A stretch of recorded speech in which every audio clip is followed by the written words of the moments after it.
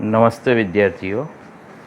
હવે પહેલા પ્રકરણમાંથી આપણે 1.4 નંબરનો જે ટૉપિક છે એ લઈએ કે કુદરતમાં પ્રવર્તતા મૂળભૂત બળો. બળની વાત કરીએ તો બળ માટે આપણને પ્રાથમિક ખ્યાલ એ છે કે ધારો કે તમે કોઈ પદાર્થને ઊંચકો તો એ માટે તમારે શું લગાડવું પડે? બળ લગાડવું પડે. કોઈક વિદ્યાર્થી ઊભો છે, પાછળથી તમે મસ્તી કરવા એને ધક્કો મારો તો પણ શું કરવું પડે? તમારે બળ લગાડવું પડે. બરાબર. એ જ રીતે આપણે જોઈએ છે કે તમે ચકડોળમાં બેઠા હો ત્યારે પણ તમારા ઉપર બળ લાગે છે.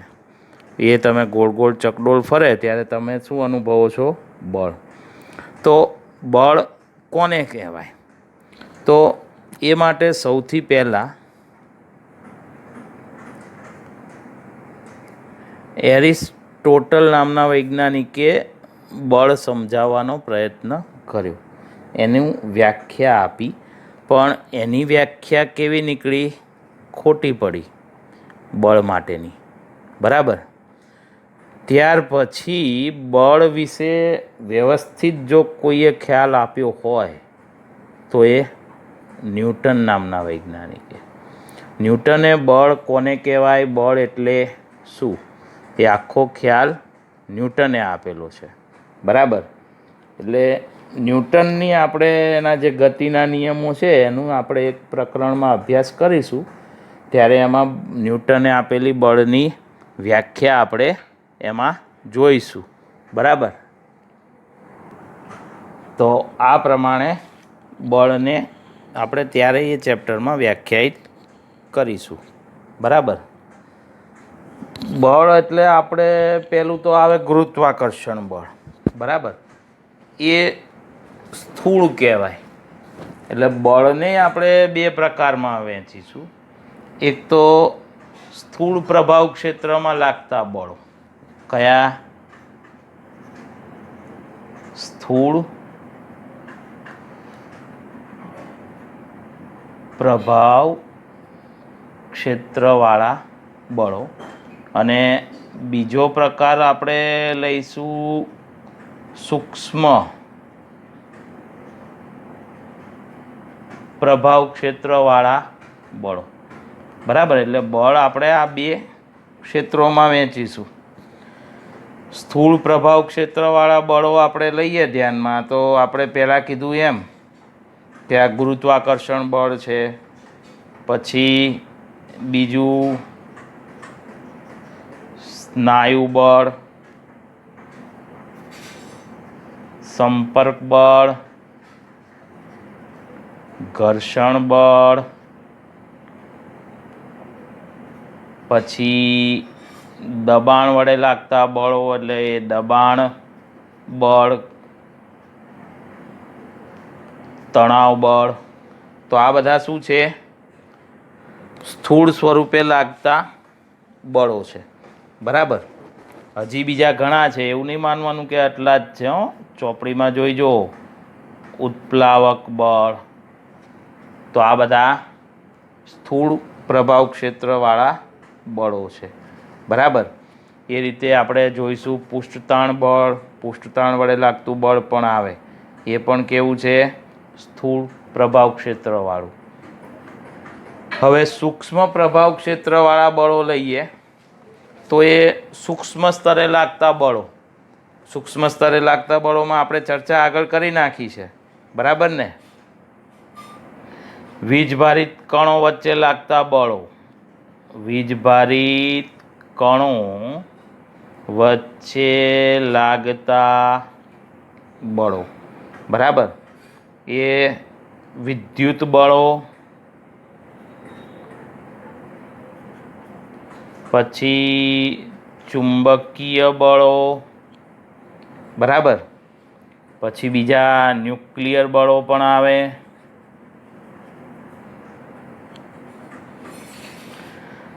પરમાણુઓ વચ્ચે લાગતા બળો, અણુઓ વચ્ચે લાગતા બળો. આ બધા શેમાં આવે? સૂક્ષ્મ પ્રભાવ ક્ષેત્રવાળા બળો છે. બરાબર. તો આ બધા MCQ માટે તમારે યાદ રાખવા પડશે. કે કયા સૂક્ષ્મ ક્ષેત્રવાળા બળો છે, કયા સ્થૂળ ક્ષેત્રવાળા બળો છે. અને એમાંથી આપણે મુખ્ય 4 મૂળભૂત બળો લેવાના છે. કુદરતમાં અત્યારે આપણા મૂળભૂત બળો કેટલા આપણે ગણીએ છીએ? 4. બરાબર. એમાંનું પહેલું મૂળભૂત બળ ગુરુત્વાકર્ષણ બળ. તો એ એક મૂળભૂત અને સાર્વત્રિક બળ છે. ગુરુત્વાકર્ષણ બળ કેવું છે? મૂળભૂત અને સાર્વત્રિક. કોના લીધે લાગે? તો પદાર્થના દળના લીધે ગુરુત્વાકર્ષણ બળ ઉદ્ભવે. બરાબર. એટલે આ 2 દળ ધરાવતા પદાર્થો છે. ધારો કે આનું દળ m1 છે, આનું દળ m2 છે. બંને એકબીજાથી r અંતરે રાખ્યા છે. તો આ 2 વચ્ચે શું લાગશે? ગુરુત્વાકર્ષી બળ લાગે. તો પદાર્થના દળના લીધે ગુરુત્વાકર્ષી બળ લાગે છે. મૂળભૂત બળ તો છે જ. સાર્વત્રિક શબ્દ વાપર્યો. સાર્વત્રિક શબ્દ એટલે વાપર્યો કે એ બધાને લાગુ પડે. તમે જો મોટા ગ્રહો હોય, આ સૂર્ય છે, પછી પૃથ્વી છે, ગુરુ, બીજા જે અવકાશમાં આવેલા ગ્રહો છે, એમની વચ્ચે પણ ગુરુત્વાકર્ષી બળ લાગે. અને સામે સૂક્ષ્મ કણો લઈએ, પ્રોટોન, ન્યુટ્રોન, તો એમની વચ્ચે પણ ગુરુત્વાકર્ષી બળ લાગે.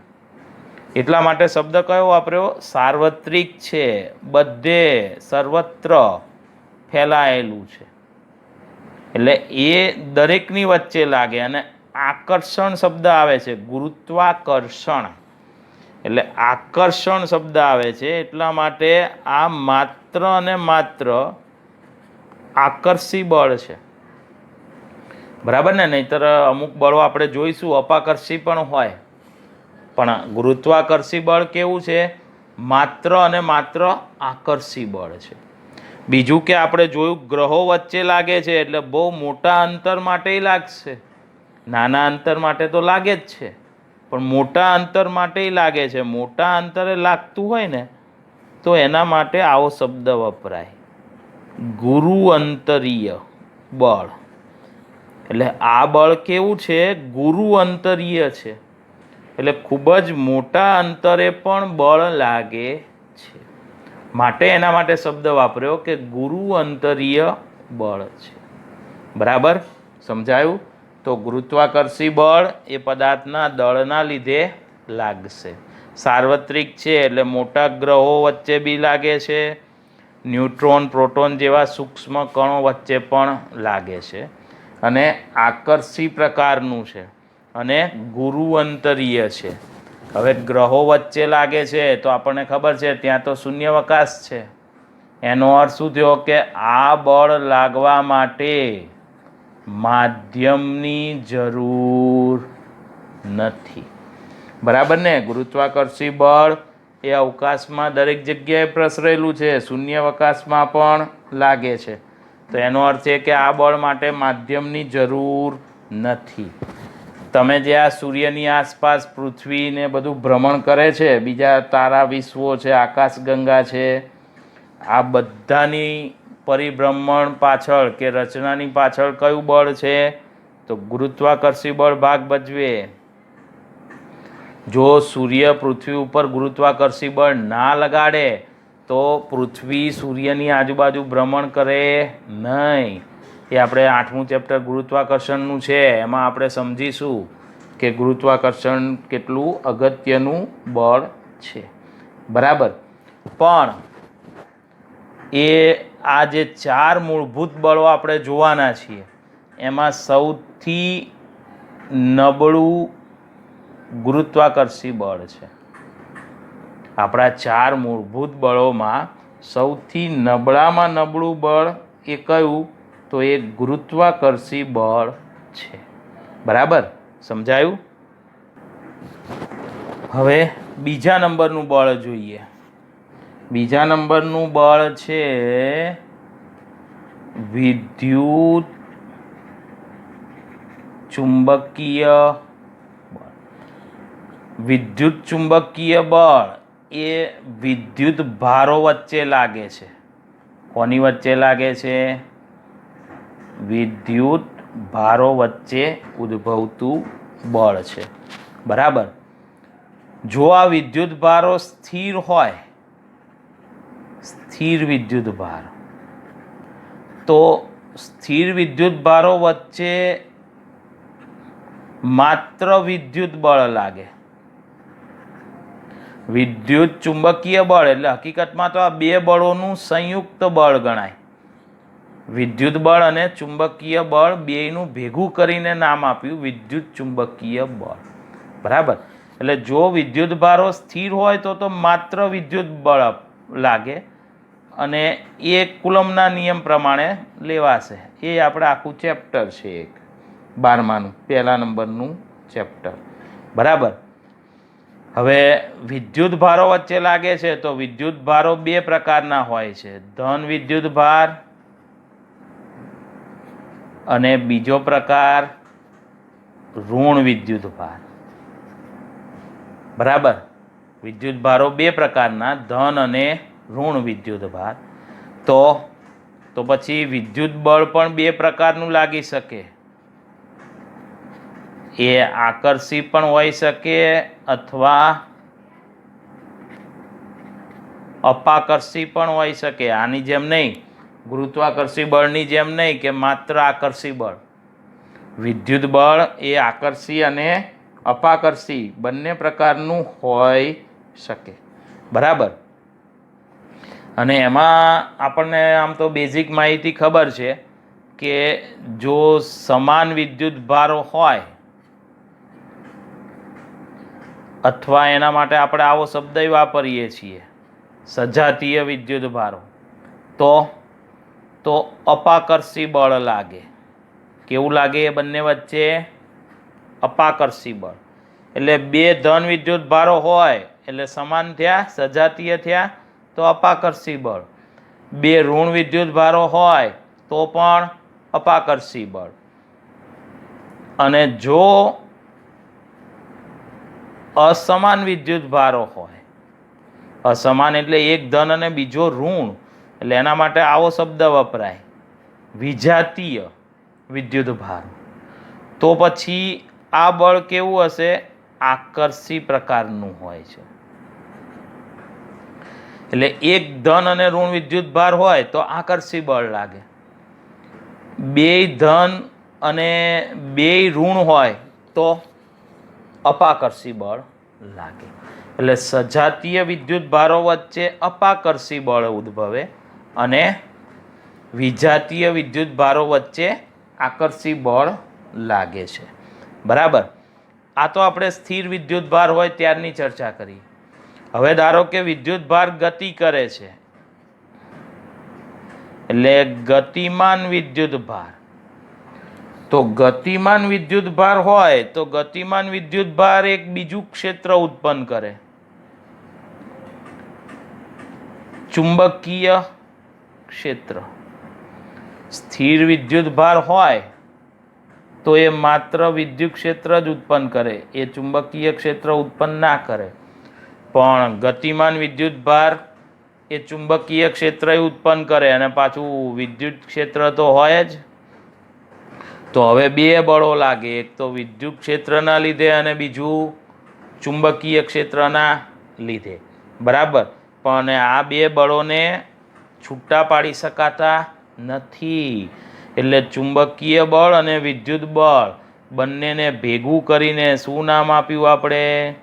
તો વિદ્યુત ચુંબકીય બળ. બરાબર.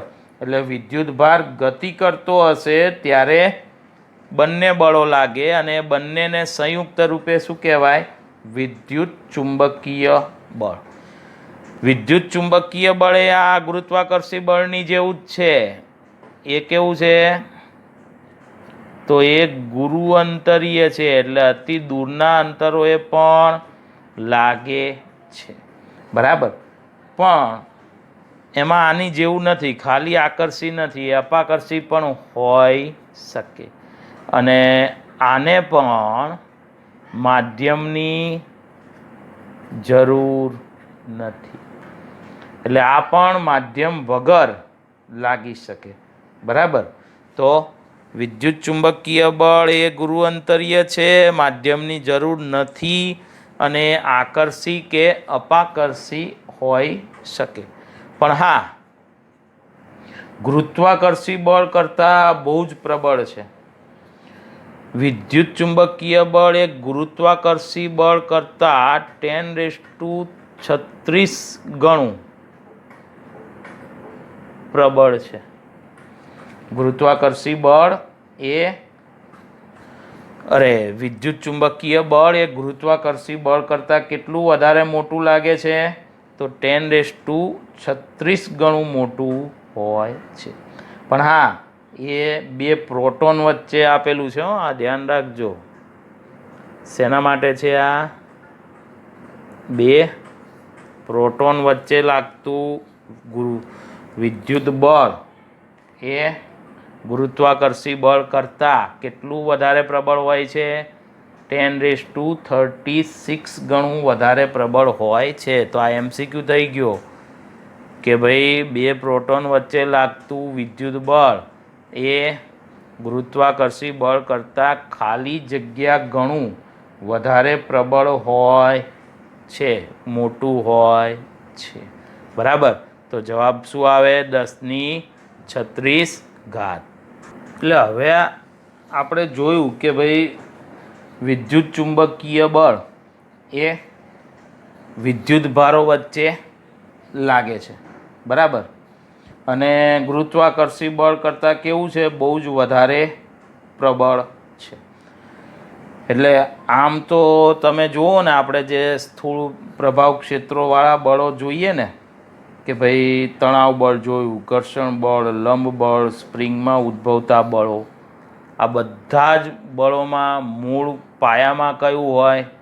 તો આ બધા બળો માટે પાયાનું બળ એ આપણું વિદ્યુત ચુંબકીય બળ જ છે. આ યાદ રાખવાનું.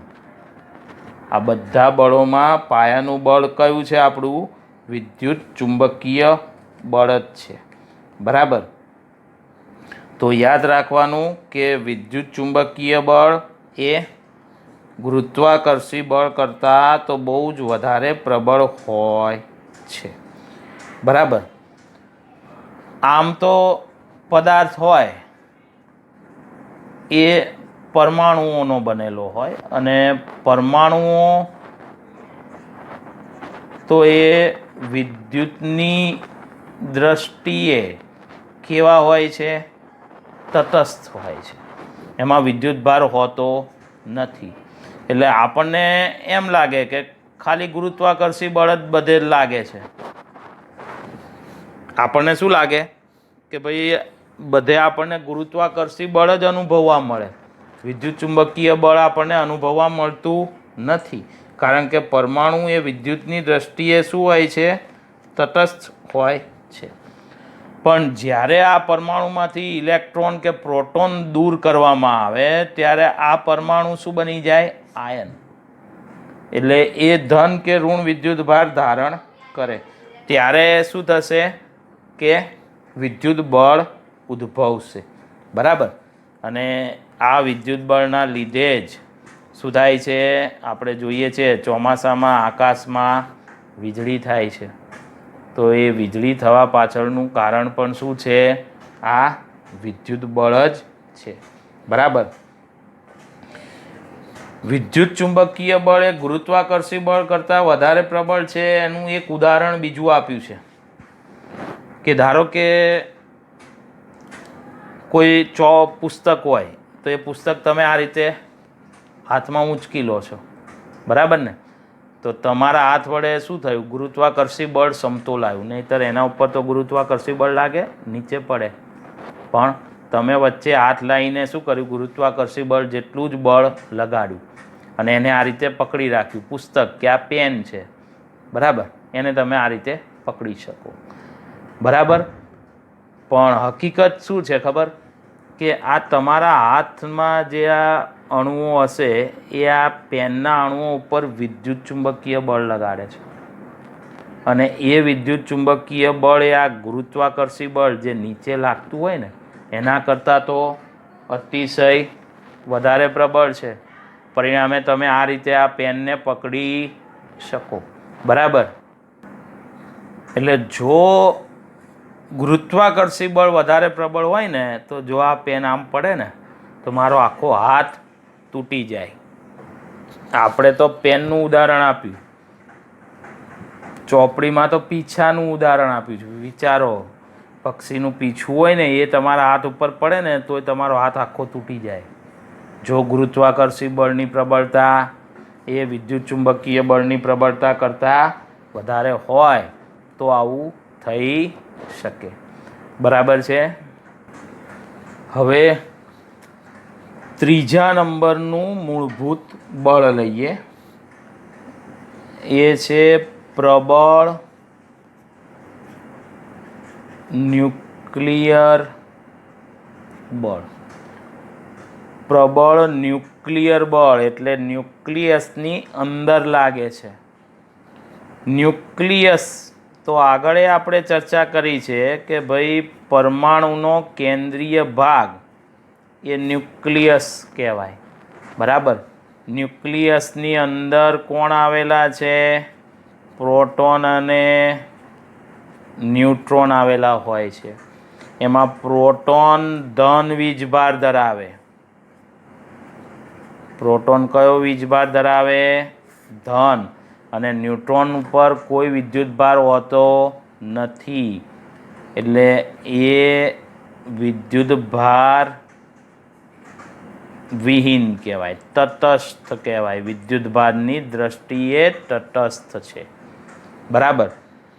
તો વિચારો કે આ પરમાણુનું ન્યુક્લિયસ છે, અંદર આ બધા પ્રોટોન આવેલા છે, જોડે ન્યુટ્રોન છે, પણ ન્યુટ્રોન તો વિદ્યુતભાર રહિત છે, બરાબર. હવે અહીંયા પ્રોબ્લેમ શું થાય કે પ્રોટોન અને ન્યુટ્રોન બે દળ ધરાવે છે, અને બંનેનું દળ લગભગ કેવું છે? સરખા જેવું જ છે. 1.67 × 10⁻⁻27 કિલોગ્રામ જેટલું છે લગભગ. અને દળ છે તો દળના લીધે કયું બળ લાગે? હમણાં જ ભણ્યા આપણે, દળના લીધે ગુરુત્વાકર્ષી બળ લાગે. અને પાછો પ્રોટોન ધન વિદ્યુતભાર લગાડે છે એટલે બીજું બળ એ આવ્યું, કયું? વિદ્યુત બળ, વિદ્યુતભારના લીધે લાગતું બળ. ગુરુત્વાકર્ષી બળ આપણે આગળ જોયું કે એ તો માત્ર આકર્ષી જ હોય, બરાબર. જ્યારે વિદ્યુત બળ તો આકર્ષી અને અપાકર્ષી હોય, બંને પ્રકાર હોઈ શકે. તો ધન અને ધન, પ્રોટોન બધા ધન છે એટલે વિદ્યુત બળ કેવું હશે પ્રોટોન પ્રોટોન વચ્ચેનું? તો એ અપાકર્ષી હશે. અને પાછું આપણે એ જોયું કે વિદ્યુત બળ તો ગુરુત્વાકર્ષી બળ કરતાં બહુ જ મોટું હોય, 10⁻36 ગણું. એટલે એની સામે ગુરુત્વાકર્ષી બળ તો અવગણી શકાય, લાગતું જ નથી એમ કોણ તોય ચાલે વિદ્યુત બળની સામે. તો વિચારો કે આ બધા પ્રોટોન એકબીજા ઉપર અપાકર્ષી બળ લગાડે તો આ વિસ્તાર તો પાછો બહુ નાનો હોય, એ આપણે આગળ ભણી ગયા ને 10⁻14 મીટર ક્રમનો હોય આ ન્યુક્લિયસનો વિસ્તાર. અને આમ એનું પરિમાણ લઈએ ને તો 10⁻35 મીટર ક્રમનું પરિમાણ કહેવાય. પરિમાણ એટલે સાઈઝ. હવે આટલા નાના વિસ્તારમાં આ બધા પ્રોટોન ભેગા થાય અને પાછા એકબીજા વચ્ચે અપાકર્ષી બળ એકબીજા ઉપર લગાડે એટલે શું થાય? તો આ બધા ન્યુક્લિયસમાંથી બહાર ફેંકાય, એકબીજાને બહાર ફેંકે. આપેલું છે કુસ્તીનું નાનું એવું સર્કલ હોય, બરાબર ને? આ કુસ્તી લડે છે ને પહેલવાનો. હવે એમાં તમે બે પહેલવાન કુસ્તી લડતા હોય તો બરાબર છે, પણ એમાં 10-15 પહેલવાનોને નાના સર્કલમાં મૂકી દો, શું થાય? બધા એકબીજાને ઉચકીને બહાર ફેંકે. તો ન્યુક્લિયસમાં એવું થાય, એક તો વિસ્તાર સાવ નાનો અને એમાં બધા પ્રોટોન અને બધા કેવા એકબીજાને અપાકર્ષણ લગાડે, તો બધા બહાર ફેંકાઈ જાય. પણ એવું થતું નથી. તો આનો અર્થ શું થયો? વૈજ્ઞાનિકોએ વિચાર્યું કે ભાઈ આ બળના લીધે તો બહાર ફેંકાવા જોઈએ, છતાંય ફેંકાતા નથી. એનો અર્થ એમ થયો કે કોઈક અંદર એવું બળ હોવું જોઈએ જે વિદ્યુત બળ કરતાં પણ વધારે પ્રબળ હોય, જે આ બધાને અંદર જકડી રાખે. અને એને શું કહેવાય? પ્રબળ ન્યુક્લિયર બળ. એ વિદ્યુત બળ કરતાં પણ કેવું છે? વધારે પ્રબળ હોય છે. અને આપ્યું છે 100 ગણું. વિચારો, એક તો ગુરુત્વાકર્ષી બળ કરતાં વિદ્યુત બળ, આપણે પ્રોટોનવાળો કિસ્સો જોયો તો 10⁻36 ગણું પ્રબળ. અને વિદ્યુત બળ કરતાં પાછું સ્ટ્રોંગ ન્યુક્લિયર ફોર્સ, પ્રબળ ન્યુક્લિયર બળ કેટલા ગણું? 100 ગણું વધારે પ્રબળ. તો પરિણામે શું થાય કે વિદ્યુત બળને લાગવા દે નહીં અને બધા પ્રોટોનને અંદર શું કરે? જકડી રાખે. એટલે આ પાછું કેવું હોવું જોઈએ? તો પછી આકર્ષી પ્રકારનું હોવું જોઈએ. અને આમ તો અપાકર્ષી પણ હોય છે, બરાબર? કેમ કે એ આપણે 12મામાં થોડુંક ડિટેલમાં જોઈશું. આમાં 2 પ્રકાર આવે, આકર્ષી અને, કેમ કે એ અમુક અંતર કરતાં નજીક હોય તો અપાકર્ષી હોય અને અમુક અંતર કરતાં દૂર હોય, ન્યુક્લિયસની અંદરની જ વાત છે, તો કેવું હોય? આકર્ષી પ્રકારનું હોય છે. અને આનો પાછો ખાસ ગુણધર્મ એ છે કે એના માટે વિદ્યુતભાર અગત્યનો નથી. એ પ્રોટોન વચ્ચે તો લાગે જ છે, પણ સાથે સાથે ન્યુટ્રોન વચ્ચે લાગે છે. અને પાછું પ્રોટોન અને ન્યુટ્રોન વચ્ચે લાગે છે. તમે વિચારો, પ્રોટોન વચ્ચે લાગે સ્ટ્રોંગ ન્યુક્લિયર બળ, ન્યુટ્રોન વચ્ચે બી લાગે. એટલે જો વિદ્યુતભાર વિહીન છે ન્યુટ્રોન તો બી લાગે, અને પ્રોટોન અને ન્યુટ્રોન વચ્ચે પણ લાગશે. ટૂંકમાં ન્યુક્લિયર બળ એટલે ન્યુક્લિયસની અંદર લાગે. જે પણ હોય એ બધા વચ્ચે ન્યુક્લિયર બળ લાગે. અને કુદરતમાં મળી આવતું સૌથી વધુ પ્રબળ બળ સ્ટ્રોંગ ન્યુક્લિયર બળ. આ સૌથી વધારે પ્રબળ બળ. સૌથી નબળું બળ ગુરુત્વાકર્ષી બળ. આ યાદ રાખવાનું. અને સૌથી વધારે પ્રબળ કયું? તો એ સ્ટ્રોંગ ન્યુક્લિયર બળ, બરાબર? અને પછી થોડોક ડિટેલમાં અભ્યાસ થશે ને એટલે આપણને ખબર પડશે કે ભાઈ આ પ્રોટોન અને ન્યુટ્રોન એ પાછા ક્વાર્ક્સ નામના કણોના બનેલા હોય છે. કોના? ક્વાર્ક્સ નામના. તો હકીકતમાં આ બળ આ ક્વાર્ક કણોના લીધે લાગે છે. કોના લીધે લાગે છે? ક્વાર્ક્સ કણોના લીધે લાગે છે. આ કયું બળ? સ્ટ્રોંગ ન્યુક્લિયર બળ, બરાબર? તો આ સ્ટ્રોંગ ન્યુક્લિયર બળ એ પ્રોટોન ન્યુટ્રોન ઉપર લાગે. પણ યાદ રાખો કે ન્યુક્લિયસમાં જ લાગે. એટલે ન્યુક્લિયસની બહાર જે ઇલેક્ટ્રોન પરિભ્રમણ કરતા હોય છે તો ઇલેક્ટ્રોન ઉપર લાગતું નથી. માત્ર ન્યુક્લિયસમાં જ લાગે. એની બહાર આ ઇલેક્ટ્રોન હોય એના ઉપર આ બળ લાગતું નથી, બરાબર ને? ચલો, એના પછી ચોથા નંબરનું મૂળભૂત બળ નિર્બળ ન્યુક્લિયર બળ. આ પ્રબળ ન્યુક્લિયર બળ અને આ બીજું નિર્બળ ન્યુક્લિયર બળ. હવે પ્રબળ ન્યુક્લિયર બળ, વિદ્યુત ચુંબકીય બળ, ગુરુત્વાકર્ષી બળ, આ બધા તો દરેક સમયે દરેક જગ્યાએ લાગતા જ હોય. પણ આ બળનું એવું નથી. આ બળ દરેક વખતે લાગતું નથી. આ બળ માત્ર અને માત્ર જ્યારે કોઈ ન્યુક્લિયસ બીટા કણોનું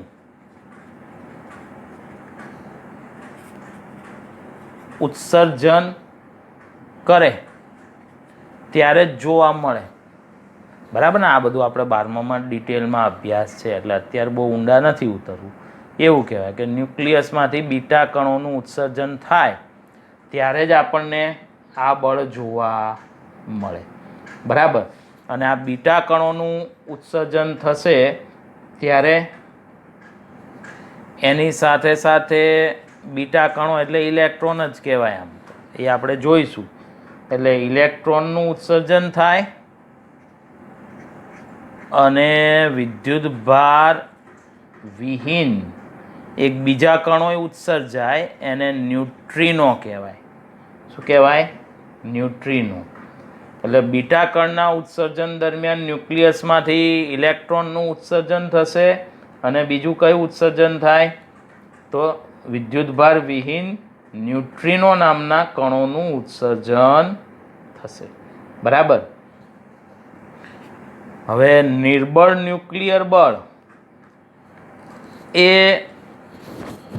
ગુરુત્વાકર્ષી બળ અને વિદ્યુત બળ કરતાં તો વધારે પ્રબળ હોય છે. કોના કરતાં? ગુરુત્વાકર્ષી બળ અને વિદ્યુત બળ કરતાં કેવું છે? પ્રબળ છે. પણ સૌથી વધારે પ્રબળ તો આ જ છે ને. પણ પ્રબળ ન્યુક્લિયર બળ કરતાં કેવું છે? નિર્બળ છે. બરાબર? આ બે કરતાં પ્રબળ, પણ પ્રબળ ન્યુક્લિયર બળ કરતાં નિર્બળ થશે. અને આ અત્યંત સૂક્ષ્મ વિસ્તાર પ્રમાણમાં જ લાગે. એટલે આ પણ કેવું છે? લઘુ અંતરીય છે. જેમ આ પણ લઘુ અંતરીય છે, બહુ નાના વિસ્તારમાં લાગે છે. પેલા ગુરુત્વાકર્ષી બળ અને વિદ્યુત ચુંબકીય બળ એ ગુરુ અંતરીય છે, એ ખૂબ જ મોટા વિસ્તારો સુધી લાગે છે. જ્યારે આની અવધિ પણ આપી છે 10⁻16 મીટર ક્રમની જ છે. એનાથી વધારે દૂરના વિસ્તારમાં લાગે નહીં. એટલે આ લઘુ અંતરીય બળો છે. બરાબર? સમજાયું? તો પછી સૌથી વધારે પ્રબળ કોણ? તો પહેલા નંબરનું પ્રબળતા જોઈએ આપણે. પ્રબળતાનો ક્રમ લખીએ તો પહેલું કયું આવે? પ્રબળ ન્યુક્લિયર બળ. પછી એનાથી નબળું થોડુંક કયું આવે? તો એ નિર્બળ ન્યુક્લિયર બળ. પછી ત્રીજા નંબરે કયું આવે? તો વિદ્યુત ચુંબકીય બળ. અને સૌથી નબળું કયું મૂળભૂત બળોમાં? તો એ ગુરુત્વાકર્ષી બળ. યાદ રાખો, બોર્ડમાં 2 વાર આ MCQ પૂછાઈ ગયેલો છે. બરાબર? આપણી એક્ઝામોમાં પહેલાં બોર્ડમાં હતું ને, 11મું બોર્ડ હતું ત્યારે આ 2 વાર MCQ આવ્યો. આનો ક્રમ તમને પૂછે. મોટાથી નાના તરફનું અને આ નાનાથી મોટા તરફનું. સમજાયું? તો યાદ રાખવાનું, સૌથી વધારે પ્રબળ બળ કયું? તો એ પ્રબળ ન્યુક્લિયર બળ. પછી બીજા નંબરે નિર્બળ ન્યુક્લિયર બળ. ત્રીજું વિદ્યુત ચુંબકીય બળ. અને કુદરતમાં સૌથી નબળું કયું મૂળભૂત બળોમાં? તો એ ગુરુત્વાકર્ષી બળ છે. બરાબર? સમજાયું? તો હવે બળોનું એકીકરણ અને ભૌતિકશાસ્ત્રના નિયમોની પ્રકૃતિ જોઈએ. બરાબર? બળોનું એકીકરણ એટલે બળો 2 કે 3 બળોને એકબીજામાં એક કરવા. બરાબર ને? બંનેનું એકત્રીકરણ કરવું એ બળોનું એકીકરણ કહેવાય. જેમ કે પહેલું ઉદાહરણ આપણને આપ્યું છે કે ન્યૂટને શું કર્યું? ભૂમિગત અને આકાશીય પ્રભાવ ક્ષેત્રો, આ બંને ક્ષેત્રોને ન્યૂટને ગુરુત્વાકર્ષણના બળથી, ગુરુત્વાકર્ષણના નિયમથી શું કરવાનો પ્રયત્ન કર્યો? એક કરી નાખ્યા. તમે જો આપણે જમીન ઉપર એ ગુરુત્વાકર્ષી બળ લાગે, આકાશમાંય લાગે. એટલે શું થયું કે ભૂમિગત અને આકાશીય પ્રભાવ ક્ષેત્રો જે છે એ બધાને ગુરુત્વાકર્ષણના નિયમ વડે શું કર્યા? એનું એકીકરણ કર્યું. બરાબર. એ જ રીતે બીજા બે વૈજ્ઞાનિકોએ ઓર્સ્ટેડ અને ફેરેડે નામના વૈજ્ઞાનિકોએ, તો આ બંને વૈજ્ઞાનિકોએ વિદ્યુત અને ચુંબકત્વનું એકત્રીકરણ કર્યું. આ બેનું એકીકરણ કરી આપ્યું કે ભાઈ આ ઘટનાઓ એકબીજાથી અલગ પાડી શકાય નહીં. તો આ પણ એક એકીકરણ છે. એના પછી મેક્સવેલ નામનો વૈજ્ઞાનિક, તો મેક્સવેલ નામના વૈજ્ઞાનિકે શું કર્યું? તો એણે વિદ્યુત ચુંબકત્વ અને પ્રકાશશાસ્ત્રનું એકત્રીકરણ કર્યું. એટલે આ બંનેને ભેગા રાખીને નિયમ બનાવ્યો. ઓર્સ્ટેડ અને ફેરેડે વિદ્યુત અને ચુંબકત્વને ભેગા કર્યા, અને એ વિદ્યુત ચુંબકત્વ અને પ્રકાશશાસ્ત્રને પાછા કોણે ભેગા કર્યા? તો એ મેક્સવેલ નામના વૈજ્ઞાનિકે ભેગા કર્યા. પછી એ જ રીતે આઇન્સ્ટાઈન નામના વૈજ્ઞાનિક, મહાન વૈજ્ઞાનિક, તો એણે પણ ગુરુત્વાકર્ષણ અને વિદ્યુત ચુંબકત્વને ભેગા કરવાનો પ્રયત્ન કર્યો, પણ સફળ થયો નહીં. આઇન્સ્ટાઈને ગુરુત્વાકર્ષણ અને વિદ્યુત ચુંબકત્વને ભેગા કરવાનો પ્રયત્ન કર્યો, પણ એમાં એને સફળતા મળી નહીં. બરાબર. તો આ રીતે જુદા જુદા ક્ષેત્રોને ભેગા કરવાનો પ્રયત્ન કર્યો, અમુક નિયમોને ભેગા કરવાના પ્રયત્નો થયા છે. બરાબર. અને એના લીધે જે નવું બળ ઉદ્ભવે, ધારો કે બે બળને ભેગા કરીને નવું બળ ઉદ્ભવે, તો એને પાછું નવું નામ આપી દેવાનું. જેમ કે ચોપડીમાં આપણને આપ્યું છે વિદ્યુત ચુંબકીય બળ, અને બીજું કયું? નિર્બળ ન્યુક્લિયર બળ, એટલે વીક ન્યુક્લિયર બળ. બરાબર. તો આ બે બળને ભેગા કરીને જે બળ બન્યું એને નામ આપ્યું ઇલેક્ટ્રોનિક બળ. આ બે બળોનું એકીકરણ કર્યું અને એને શું નામ આપ્યું? ઇલેક્ટ્રોનિક બળ. બરાબર. એ જ રીતે બીજું એકીકરણ પણ આપણને આપ્યું છે, ઇલેક્ટ્રોવીક બળ અને બીજું પ્રબળ બળ. અને આ બંનેનું એકીકરણ કર્યું. અને હજી બીજા ઘણા બળોના એકીકરણના પ્રયત્નો ચાલુ છે. તો આને શું કહેવાય? બળોનું એકીકરણ. બરાબર. ત્યાર પછી છે ભૌતિકશાસ્ત્રના નિયમોની પ્રકૃતિ. એટલે આપણે જે ભૌતિકશાસ્ત્રમાં જે નિયમો ભણવાના છીએ એની પ્રકૃતિ કેવા પ્રકારની છે એની ટૂંકમાં માહિતી આપણને આપી છે. બરાબર. જેમ કે આપણે યંત્રશાસ્ત્ર અત્યારે 11માં જ ભણીશું, તો એના માટે સંરક્ષણના નિયમો આપેલા છે. બરાબર ને? યાંત્રિક ઉર્જા સંરક્ષણનો નિયમ, એટલે અલગ કરેલા તંત્રની કુલ યાંત્રિક ઉર્જા અચળ રહે છે. બરાબર. પછી ગુરુત્વાકર્ષણનો નિયમ એ પણ આપણે ભણવાના છીએ કે ભાઈ બે પદાર્થો વચ્ચે આકર્ષી બળ લાગે છે. એને આપણે ત્યારે વિસ્તૃત સ્વરૂપમાં ભણીશું. એને શું કહેવાય? ગુરુત્વાકર્ષણ બળ. પછી એ જ રીતે આપણે ઉર્જા સંરક્ષણનો નિયમ ભણીશું કે ભાઈ અલગ કરેલા તંત્રની કુલ ઉર્જા અચળ રહે છે, એટલે કે ઉર્જાનું સંરક્ષણ થાય છે. બરાબર. એ જ રીતે ઘણા બધા આપણે નિયમો અને સિદ્ધાંતોનો આપણે ફિઝિક્સમાં અભ્યાસ કરવાના છીએ. બરાબર. એમાં એક આઇન્સ્ટાઈનનો આપણે સાપેક્ષવાદનો અભ્યાસ કરીશું, થોડોક જ, બહુ વધારે નહીં. કેમ કે પહેલાં એવું માનવામાં આવતું હતું કે ભાઈ દળનો નાશ થઈ શકતો નથી, પણ આઇન્સ્ટાઈને પોતાના વિશિષ્ટ સાપેક્ષવાદમાં આ જે ધારણા હતી, માન્યતા, એને ખોટી પાડી અને એણે એવું કીધું કે ભાઈ દળ અને ઉર્જા એકબીજાને સમતુલ્ય છે. દળ અને ઉર્જા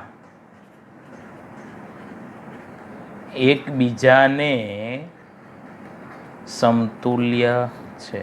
અને એના ઉપરથી આપણું ફિઝિક્સનું મોસ્ટ ફેમસ, વર્લ્ડ ફેમસ સૂત્ર આપ્યું, E બરાબર mc².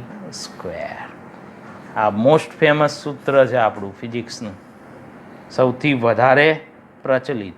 જ્યાં એમ શું છે? દળ. સી તો એ શૂન્યાવકાશમાં પ્રકાશની ઝડપ છે અને ઈ શું છે? તો ઈ ઉર્જા છે. એટલે એવું કહે છે કે જો આટલું દળ નાશ પામે તો mc² જેટલી ઉર્જા ઉત્પન્ન થાય, આટલી ઉર્જા મળે. આટલું દળ નાશ પામે તો ઈ જેટલી ઉર્જા તમને મળે છે. બરાબર. તો આ આઇન્સ્ટાઈનના સાપેક્ષવાદ ઉપરથી આ સૂત્ર છે. અત્યારે તો ખાલી ટૂંકમાં આપણને આપ્યું છે, પછી આપણે એની વિસ્તૃત માહિતી આગળ એ પ્રકરણમાં જોઈશું. તો અહીંયા આપણું આ પહેલું પ્રકરણ પૂરું થશે. બરાબર. આ જે તમને MCQ ને એવું પૂછાય એવું હતું, જે MCQ આમાંથી બનેવા હતા, એ બધા ટોપિકો મેં લઈ લીધા છે. સમજાયું? બાકી હજી બીજું ઘણું વધારાનું આપ્યું છે, પણ એનું આપણે કોઈ અત્યારે એનું જરૂર નથી. જે MCQ બને છે એટલા ટોપિક મેં તમને આમાં સમજાવી દીધા છે. બરાબર.